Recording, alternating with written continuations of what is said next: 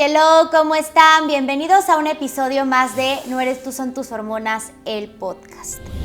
¿Ustedes sabían que en México el 0.9% de la población padece una enfermedad llamada celiaquía?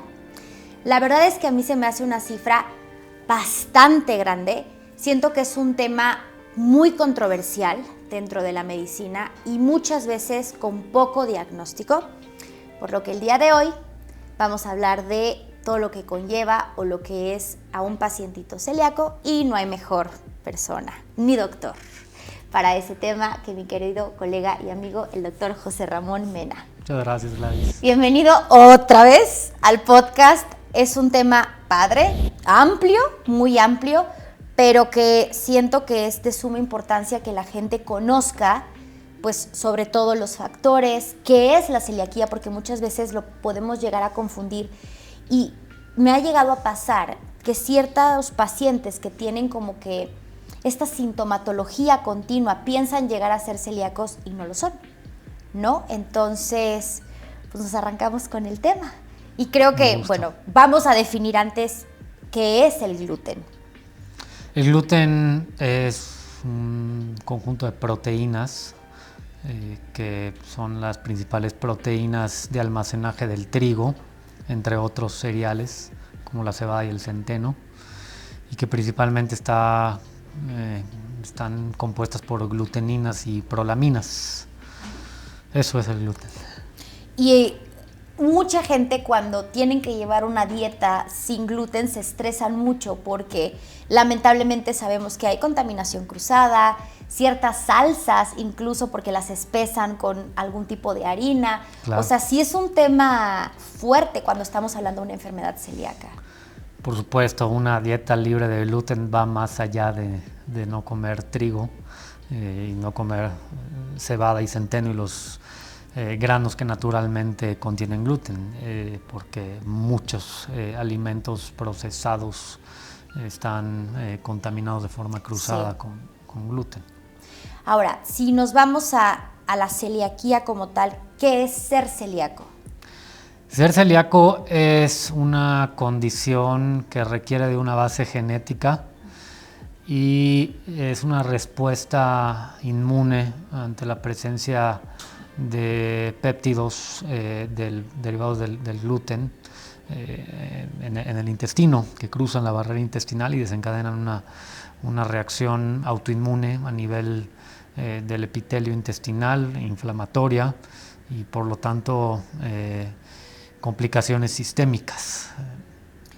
Ahora, siendo lo de la parte de la celiaquía, nosotros dentro de la barrera intestinal tenemos ciertas sustancias que abren precisamente esa barrera, ¿no? Correcto. O sea, tenemos, las uniones estrechas, que son, yo siempre digo a los pacientes, son esos curitas que pegan las células de la barrera, que son los enterocitos. Y cuando abrimos de más esas curitas, pues el intestino se vuelve hiperpermeable y eso pues tiene mayor exposición. Ahora, en un paciente que es celíaco o que no sabe directamente qué es celíaco, porque me ha tocado pacientes que los diagnostican desde niños por falta de crecimiento, alergias, incluso muchos malestares generalizados, diarreas, que es lo que pueden llegar a presentar los niños. Hay pacientes que los diagnostican en la adultez. 100%. Yo he diagnosticado enfermedad celíaca en personas arriba de los 80 años. ¿A qué se debe esa falta de diagnóstico en gente tan grande? Probablemente a que los síntomas y las manifestaciones clínicas no siempre son relevantes. Hay individuos que tienen enfermedad celíaca demostrada y pueden no tener una manifestación, una complicación hasta la adultez. También la falta de sensibilidad de los médicos ante la amplia variedad de síntomas que puede presentar un enfermo celíaco hace que pocas veces lo consideremos. Si tú lees los síntomas posibles que puede tener un celíaco, te sorprendes que pueden ser síntomas diametralmente opuestos. Hay celíacos que tienen diarrea, hay celíacos que tienen estreñimiento crónico, hay celíacos que tienen dispepsia, hay celíacos que tienen únicamente síntomas extraintestinales como ansiedad, dolor de cabeza, neuropatías. Rash, por supuesto, la dermatitis herpetiforme es una manifestación clásica de la enteropatía por gluten. La neblina mental, la famosa neblina mental, o lo que en inglés lo llaman foggy brain, es un síntoma extraintestinal frecuentemente asociado a la enfermedad celíaca, y hay pacientes que no pueden no tener síntomas gastrointestinales y perderse en el abordaje por falta de sensibilidad y falta de consideración de la enfermedad. Fíjate que yo tengo una paciente que ella es celíaca, o sea, salió con pruebas, incluso le hicieron biopsias y salió con la colonoscopía. Y esta paciente no sabes la rosácea. O sea, yo creo que en todos los años que llevo ejerciendo nunca había visto una rosácea de esa magnitud. Parecía que se había quemado la piel. Traía depresión. Algo que me llamó mucho la atención es depresión. La paciente traía esta rosácea, o sea, inhumana, yo la llamaría. Traía mucho el tema de ansiedad también generalizada, o sea, le daba como todo, le daba ansiedad, todo le disparaba crisis de ansiedad, y sí sufría de estreñimiento crónico. Pasaron años, te estoy hablando años, o sea, toda su historia, fue a muchos lugares, muchos médicos, y pues sí, salió. Ahora, todo se da porque yo le saco un GI map a la paciente. Entonces, en el GI map veo una permeabilidad muy grande, una inmunoglobulina IgA totalmente elevada, traía los péptidos de gluten súper elevados y también traía, los antigliadinas súper elevados. Y por eso es que el gastro es que le tocaba como que su colonoscopía de control y toman de nuevo muestras y se les manda a sacar el perfil celíaco a la paciente, y efectivamente no lo podía ni creer ella, ¿no? Que fue el diagnóstico final. Y, o sea, a lo mejor uno dice, bueno, ¿cuánta gente no tiene estreñimiento? No, es algo que pasa comúnmente. La rosácea, que yo siempre les digo, cuando hay rosácea es porque algo habla el intestino, o sea, está hablando totalmente y hay algo mal ahí. Pero era, pues, cremas, todo era tópico. Y ahorita la paciente, te voy a enseñar las fotos, es, o sea, otra totalmente. Sí le cuesta mucho trabajo por el tema de contaminación cruzada, porque, como tú lo dices, a lo mejor aquí cuando comes un producto empaquetado que a lo mejor no tiene nada que ver con harina, te dice, este producto fue hecho donde fabrican nueces, gluten. Entonces, eso es lo que se llama como la contaminación cruzada, ¿no? Claro. Sí, incluso se ha hablado mucho de la similitud de algunas proteínas no nativas en granos que tienen gluten, por ejemplo, la avena. Existen ciertas proteínas llamadas aveínas que son muy similares y pueden desencadenar reacciones alérgicas en gente con enfermedad celíaca, aunque es un tema debatido. O sea, más allá de la contaminación cruzada, incluso se ha demostrado que otro tipo de proteínas similares al gluten, siendo no gluten, pueden desencadenar pues reacción en susceptibles. Oye, y por ejemplo, hablando, o sea, con el diagnóstico de esta paciente, ¿cuáles serían los marcadores para un diagnóstico de celiaquía? Yo creo que el marcador tradicional es el que al menos más uso yo, son los anticuerpos contra la transglutaminasa, que es un antígeno que se va desarrollando conforme la respuesta inflamatoria e inmune asociada al gluten se va desarrollando. Los títulos de este anticuerpo, que tiene una muy buena sensibilidad y una muy buena especificidad para la enfermedad, arriba del 95%. Es una prueba bastante accesible, sencilla, sensible y específica. Se usa también mucho el péptido de aminado de gliadina, que requiere un método menos común, que es la inmunofluorescencia indirecta, que también es un muy buen anticuerpo, pero es más difícil de conseguir. En general, muchos laboratorios ya tienen un perfil celíaco que te incluye otros anticuerpos como los antigliadina, que tienen menos utilidad, pero como método de tamizaje, llamémoslo así, un buen perfil de anticuerpos celíaco estándar te puede ayudar. Sin duda, y eso, bueno, es un hecho que se necesita la histología para el diagnóstico, no es suficiente tener los anticuerpos. Okay. No es lo mismo la seroprevalencia o el estado serológico que en realidad tener daño intestinal, epitelial. Para hablar de un celíaco necesitas anticuerpos y daño histológico, que el daño histológico lo demuestras tomando biopsias del duodeno principalmente, aunque también las biopsias del ilion son de utilidad. Entonces, teniendo estos dos elementos, al observar en las biopsias un patrón de lesión que nosotros llamamos como linfocitosis intraepitelial, atrofia de vellosidades e hiperplasia de criptas, con la presencia de los anticuerpos, todo ese panorama hace pues el diagnóstico de una enfermedad celíaca. Oye, ¿y se considera o esto es algo que se hace común? O sea, por ejemplo, en pacientes de rutina que se les hace una colonoscopía, ¿se le toma este marcador o no?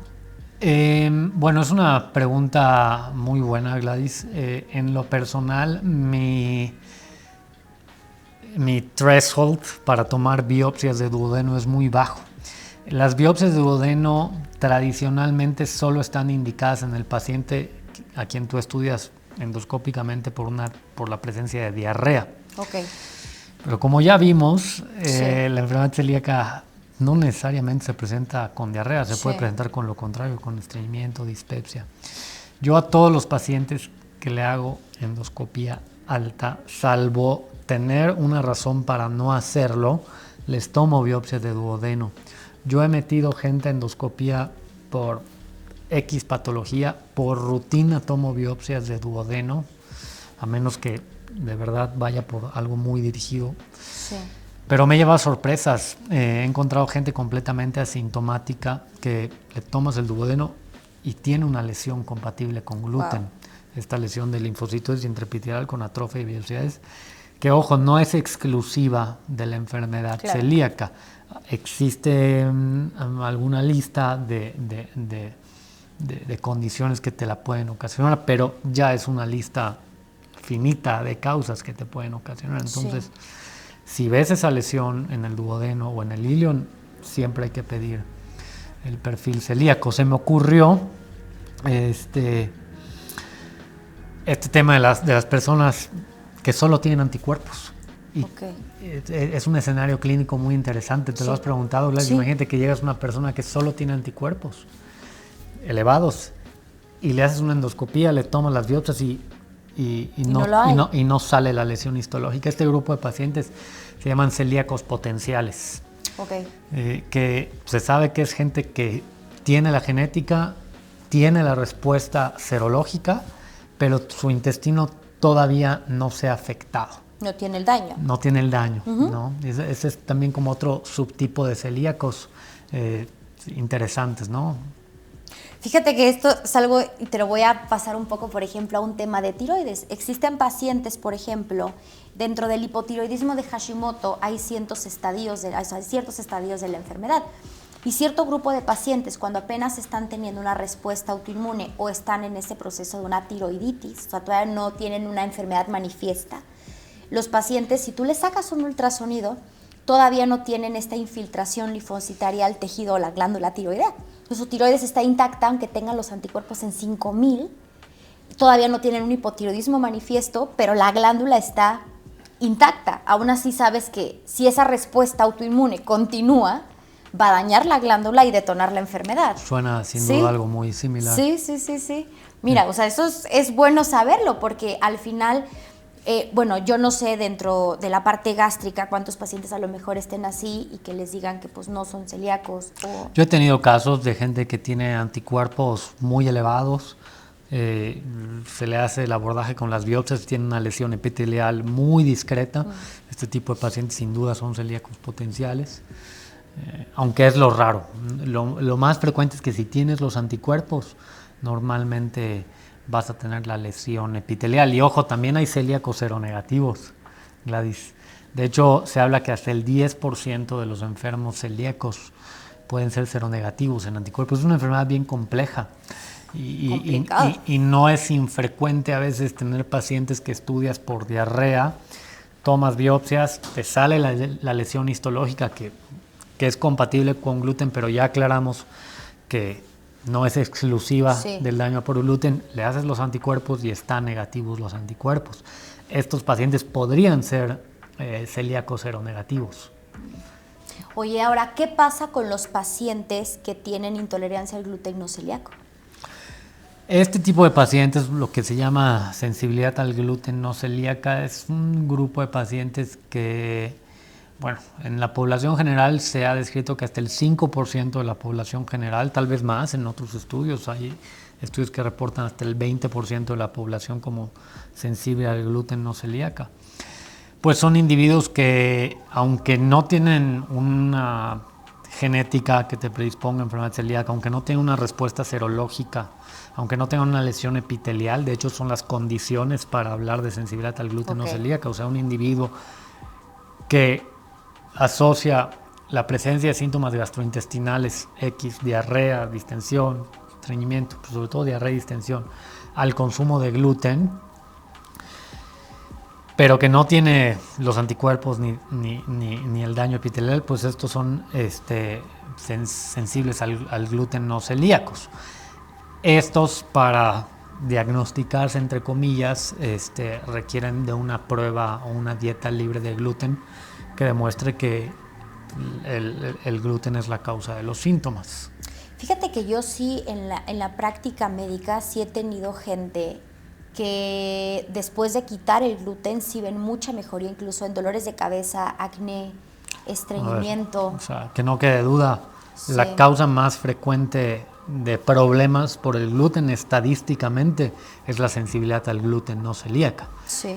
O sea, de hecho, es mucho más frecuente eso que la enfermedad celíaca como tal, entonces es... Ahora, ¿tú crees que esta enfermedad, o sea, yo lo veo de esta forma y tú desmiénteme, porque a ver, está el típico mito que te dicen, es que cuando como pan en Europa no me cae tan mal que como cuando como pan en México o en Estados Unidos.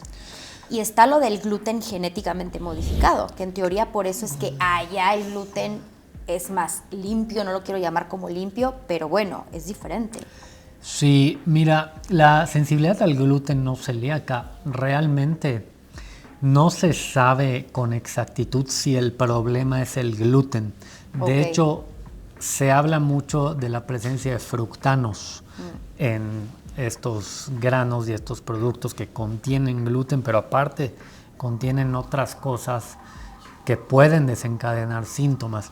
Sin duda hay calidades de alimentos y de gluten y de masas y de tierras y de fertilizantes que se utilizan en las tierras. Entonces, esto que me platicas también lo he escuchado y no me parece descabellado ni incorrecto.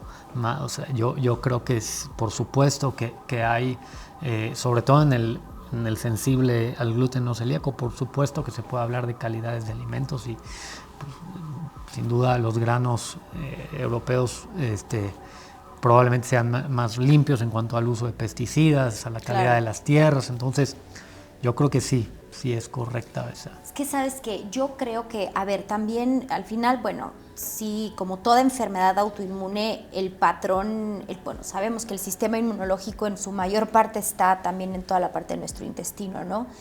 Entonces, al generar una inflamación, pues tú puedes reactivar también muchas cosas. O sea, por eso es que mi enfoque mucho con pacientes que sí son, o que tienen ya diagnóstico de celiaquía o esta sensibilidad, sí les hago mucho énfasis en al haber, o sea, ok, ya si tienes el diagnóstico de celiaquía, sabes que lo tienes que evitar, o sea, tienes que cuidar toda la parte de cruzado, porque por más que quites el consumo de harinas o cosas que tengan el gluten, si tienes esa contaminación cruzada, es el chiquito que va a estar todos los días y nunca vas a lograr bajar esta inflamación como tal. O sea, el primer tratamiento ante cualquier persona que tenga o la sensibilidad o la celiaquía es quitar el gluten. Sin duda. Entonces, De ahí ya darás tratamientos para bajar permeabilidad o bajar inflamación a nivel de la barrera gastrointestinal o muchas cosas, ¿no? Pero la realidad es que sí es complicado y no la pasan nada bien, ¿eh? 100%. Yo he visto gente con todo tipo de síntomas que terminan siendo celíacos. Y lo que dijiste es muy interesante. De hecho, las nuevas terapias contra el gluten se dirigen hacia disminuir la permeabilidad intestinal. La permeabilidad intestinal es una condicionante necesaria para el desarrollo de la enfermedad celíaca, para que los péptidos del gluten penetren a la membrana basal y desencadenen una reacción autoinmune. Se requiere de la presencia de permeabilidad. Y bueno, hay dentro de las terapias prometedoras contra la enfermedad celíaca, porque sabemos que hacer una dieta libre de gluten es extremadamente difícil, no por lo que, como ya dijimos, naturalmente tiene gluten, sino por la contaminación cruzada. Incluso la gente que se conoce celíaca, pues quiere tener un gusto de vez en cuando, ¿no? Hijo, sí. Muchas cosas que son ricas, apetecibles, vienen con pan o tienen o las hicieron al lado del pan, que ¿no? Eso está durísimo. Entonces hay mucha demanda para las nuevas terapias. Una terapia, el acetato del arazotide, es una terapia antisonulina precisamente, que pues va encaminada a evitar el paso del gluten a través de la membrana intestinal. Hay una vacuna en camino para la enfermedad celíaca también. Hay terapias muy prometedoras que probablemente en los próximos 10 a 15 años ya estemos viendo disponibles en el mercado. Y yo creo que por el momento a lo mejor, sí, bajar la permeabilidad, que sabemos que hay muchas terapias hoy para bajar permeabilidad. No es fácil bajar la permeabilidad intestinal, sinceramente, pero bueno, si es un paciente disciplinado, es un paciente que se toma muchas cosas como es by the book, sí les mejora. Yo la semana pasada tuve una pacientita que sacamos un GI Map hace 6 meses y ahorita lo volvimos a sacar y la verdad la permeabilidad le bajó. Wow, o sea, esta paciente traía SIBO, traía otras cosas, pero no sabes la permeabilidad cómo le bajó y fue lo que me dijo, a ver, traté de quitar lo más que pude, al menos el gluten grande, que es visible, ¿no? O sea, pastas, harinas, pasteles, todo lo que trajera, pues cereal como tal. Y obviamente entre su glutamina, o sea, que es top de top, o sea, muchos, le di rotación de 2 suplementos, de 2 polos, sacaba uno, el otro, y así sucesivamente. Y la verdad es que le fue, y ella me lo dijo, me siento flat por primera vez en mi vida, a pesar de tener esta gran intolerancia que sí la tenía al gluten, porque algo que ella manifestaba se llenaba de acné y dolores de cabeza. Dijiste algo muy interesante y muy cierto. Los pacientes que tienen enfermedad celíaca o sensibilidad al gluten o celíaca tienden mucho a generar sobrecrecimiento de bacterias y por lo tanto permeabilidad intestinal. Y eso está perfectamente bien descrito en los enfermos celíacos. No es únicamente el daño que ocasionan los residuos del gluten, la reacción autoinmune y la inflamación, sino también el sobrecrecimiento de bacterias asociados a esos residuos de gluten en el intestino. Eso es cardinal en la fisiopatología tradicional de la enfermedad celíaca, y estos pacientes responden mucho a rifaximina. Exacto. Y a tetraciclinas también, que es un antibiótico un poco más también de uso tradicional, fuerte, si lo quieres llamar así. Y el enfermo celíaco normalmente cuando tiene sobrecrecimiento responde bien a alguna de estas 2 terapias, y es una forma también de disminuir inflamación, ¿no? Y síntomas, sobre todo quienes tienen diarrea. Híjole, es que sí está bastante complicado. Mira, yo creo que al final, en toda la parte gástrica, independientemente del diagnóstico, el abordaje integrativo es clave. La alimentación en gastro, bueno, tú lo sabes, o sea, caja de oro 100%, porque tú no puedes, como se los he dicho a muchos pacientes, no puedes estar, sí, el Flonorm para el SIBO, más yo te doy la glutamina, más lo que tú quieras de 1000 suplementos que hoy en día tenemos a la mano, porque existen cientos ya y muchos bien documentados para tratar desde SIBO y muchos temas gástricos. Pero a ver, el paciente también, si no es, como les digo, a ver, te comes el de vez en cuando, apenas el cuerpo empieza también a regenerar un poquito la microbiota, está empezando a bajar la permeabilidad, y si volvemos a inocular, es un retroceso. Yo sé que cuesta mucho trabajo, pero sí les hago muchos énfasis de que al menos 3 semanas estén totalmente limpios, al menos en lo que actúa el Flonorm. 3 meses. Pues sí, ya sé, pero dales de a 3x3, porque si no les cuesta mucho. Sí, es complejo. Es complejo y complicado, la verdad.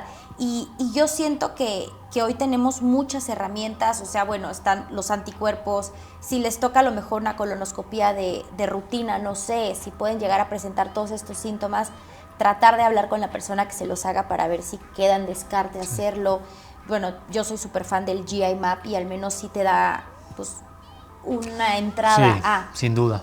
¿No? También para pensar, o si ves que tienes alguna o sea, no sé, ya desde ahí ves tu permeabilidad. Yo he encontrado celíacos por GI Map. Y está, sí, a ver, y es algo bastante no está bueno. ahí el diagnóstico, pero te puede... Es lo que yo siempre les digo, orientar. porque como ellos ven antigliadina, les digo, a ver, es que pueden ser muchas cosas. Claro. Entonces, aparte de que ya salió aquí, hay que descartarlo como debe de ser, y ya de ahí tener un buen diagnóstico para que ellos pues empecemos a trabajar. ¿Algo más que quieras agregar? Nada, amiga. Perfecto. Oigan, pues, muy buen episodio. Cualquier cosa los leemos en los comentarios. Cualquier cosa también le dejo los datos del doctor Ramón, que de por sí siempre me los piden, pero bueno, yo se los dejo. Igual traten de bajarle un poquito al gluten, si sean celíacos o no. El gluten sí es una proteína bastante complicada, que sí aumenta bastante la permeabilidad intestinal. No que no lo coman, si no tienen ninguna intolerancia, si no tienen ninguna enfermedad, solo bájenle tantito. Como cualquier alimento. Les digo, no se casen con la papaya, hay muchas frutas. Es lo mismo. O sea, no kiwis verdes. Kiwis verdes. Oye, el kiwi es buenísimo, es de los más altos en fibra. La mejor fruta para la digestión. Claro, tiene mucha fibra. Entonces, cualquier duda los leemos y nos vemos en el siguiente episodio. Bye. Bye.